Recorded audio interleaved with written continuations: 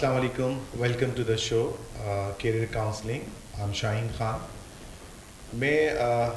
जिस तरह हमने डिस्कशंस करते हैं दूसरी चीज़ों को, हमने डिस्कशंस करनी है एजुकेशन को एंड ट्रेनिंग। देखें, हमारा कैरियर काउंसलिंग का जो मोटिव है, सब्जेक्ट है, वो है यूथ से रिलेटेड, जो न्यू जनरेशन है उससे रिलेटेड, और जो लोग क्वालिफाइड कर चुके हैं, जो अपनी ग्रेजुएशन या जो लोग अपनी प्रोफेशनल लाइफ स्टार्ट कर चुके हैं और उसके बाद उनकी जो यानी कैरियर के अंदर वो क्या चाहते हैं उसके हवाले से। तो पहली जो चीज़ हमने डिस्कशंस करनी थी कि एजुकेशन एंड ट्रेनिंग। एजुकेशन कहाँ तक आपको सपोर्ट करती है और ट्रेनिंग आपको क्या इम्पैक्ट्स लेकर आती है, या ट्रेनिंग से क्या होता है।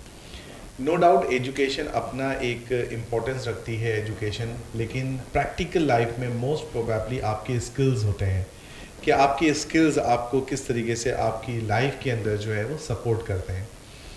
एक फॉर एग्ज़ाम्पल एक ग्रेजुएट कर लिया किसी ने, लाइक बीबीए कर लिया, बैचलर ऑफ बिजनेस एडमिनिस्ट्रेशन का कोई एक प्रोग्राम उसने अपना कर लिया। तो अब बैचलर ऑफ बिजनेस एडमिनिस्ट्रेशन तो कंप्लीट हो गया, लेकिन उसका कितने परसेंट यूटिलाइजेशन है इन प्रैक्टिकल लाइफ।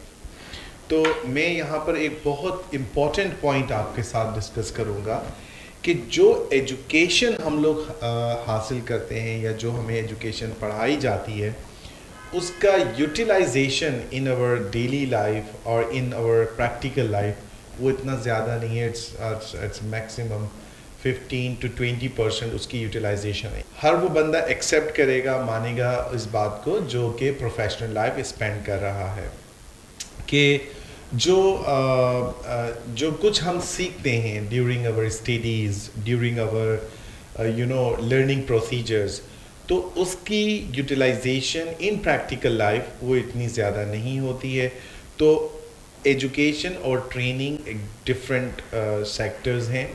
तो हमें एजुकेशन के साथ साथ उस एजुकेशन की जो हम हासिल कर रहे हैं उसकी ट्रेनिंग भी होना मस्ट है। तभी यूनिवर्सिटीज़ के अंदर इंटर्नशिप्स, दूसरे प्रोग्राम्स करवाए जाते हैं, लेकिन उसके ऊपर ऐसा फोकस नहीं किया जाता, उसको समझाया इस तरह से लिया नहीं जाता हमारे यहाँ। स्पेशली पाकिस्तान के अंदर जो एजुकेशनल इन्वायरमेंट है वो टोटल थ्योरी बेस्ड है, टोटल थ्योरी बेस्ड है। उसका कोई भी प्रैक्टिकलिज्म से हमारा लाइक प्रैक्टिकलिज्म से उसका कोई वे नहीं है, उसका हमारे पास कोई ऑथेंटिक मेथड नहीं है कि उसको हम किस तरीके से प्रैक्टिकल लाइफ में यूटिलाइजेशंस करें। तो हम आज के जो कैरियर काउंसलिंग है वो इस हवाले से कि हम वो एजुकेशन सेक्टर्स चूज़ करें या वो एजुकेशन हासिल करें जिसमें हमारे पास उसकी इम्प्लीमेंटेशंस का एक बिग ग्राउंड मौजूद हो। अगर इम्प्लीमेंटेशन का उसका ग्राउंड मौजूद नहीं है तो वो एजुकेशन हासिल करके हमें कैरियर में कन्फ्यूजन के अलावा और कुछ नहीं इस्टब्लिश हो सकता। तो मैं आज आपको इन तमाम बहुत सी ऐसी चीज़ें हैं जो कि प्रैक्टिकल ग्राउंड के साथ मौजूद हैं, उनके बारे में हम आपको बताएंगे भी और समझाएंगे भी कि किस तरीके से आपने उन कोर्सेज़ को या उन प्रोग्राम्स को या उन फील्ड्स को चूज़ करना है जो आपके लिए बेनिफिशियल रहे आफ्टरवर्ड। ये जो सिचुएशन ना आए कि आपने बीबीए तो कर लिया, बैचलर ऑफ बिजनेस एडमिनिस्ट्रेशन कर लिया, या आपने इंजीनियरिंग कर ली, या आपने मास कम्युनिकेशन कर लिया, या आपने बिजनेस बैचलर ऑफ आर्ट्स कर लिया, और आगे जब आप इसको जाते हो इम्प्लीमेंटेशन की बात आती है तो आपके पास कुछ नहीं है, आपके पास जॉब्स ही नहीं है उस हवाले से। तो फिर आप अपनी डिग्रीज़ को लेकर क्या करते हैं? आप कुछ नहीं करते, आप फिर छोटी मोटी जॉब्स करते हो। तो बेसिकली हम आपको जो चीज़ समझा रहे हैं वो ये चीज़ समझा रहे हैं कि आपने उन डिग्रीज़ के ऊपर जाना है, उन फील्ड्स के ऊपर जाना है, फर्स्ट ऑफ ऑल जिसकी मार्केट में वर्थ हो, जिसकी मार्केट आपकी डिमांड कर रही हो।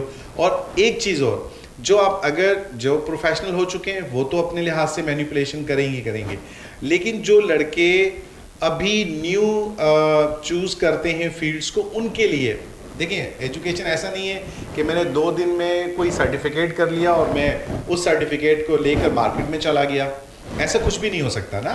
उसमें होना क्या है, हमने करना क्या होता है कि आपको वो फील्ड हम देंगे, आपको वो फील्ड समझाएंगे जिसके aspects after complete your studies क्या होंगे।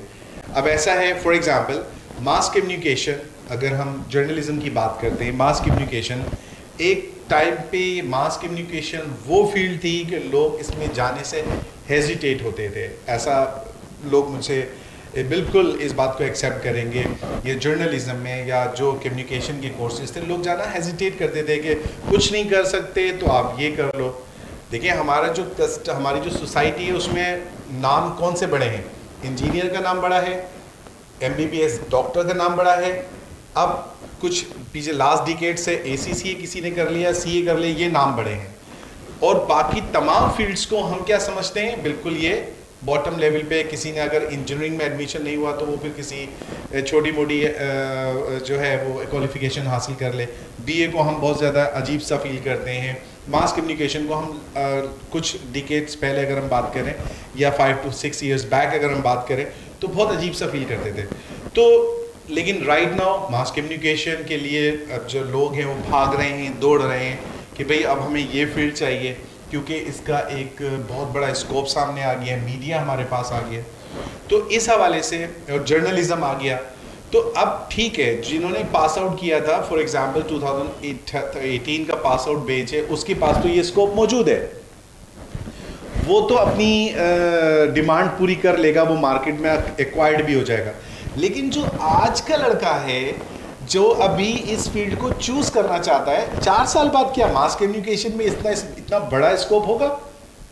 तो हमने इस बात को अंडरस्टैंड करना है कि जो मैं चूज कर रहा हूं फील्ड, उसका 4 years, after 4 years, after 2 years, after 3 years उसकी एस्पेक्ट्स क्या हैं, उसकी मार्केट लेवल क्या बनेगा, उसकी मार्केट डिमांड क्या बनेगी।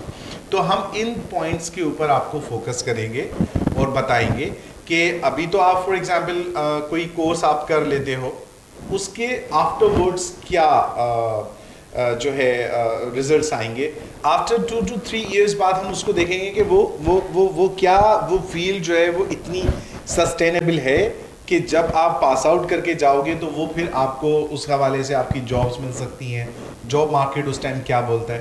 तो इस तरह से हमने आपको प्रोडक्शन लेवल के ऊपर आके आपको बताना है कि इसकी इतनी स्टैटिस्टिक्स है, ये 4 साल तक ये फील्ड कितनी ग्रो करेगी, इसके अंदर हमारे पास कितने लोग आएंगे, कितने हम इसको मर्ज कर सकते हैं मार्केट के अंदर इस फील्ड के लिहाज से। ये मैंने आपको एक एग्जांपल दी है मास कम्युनिकेशन की।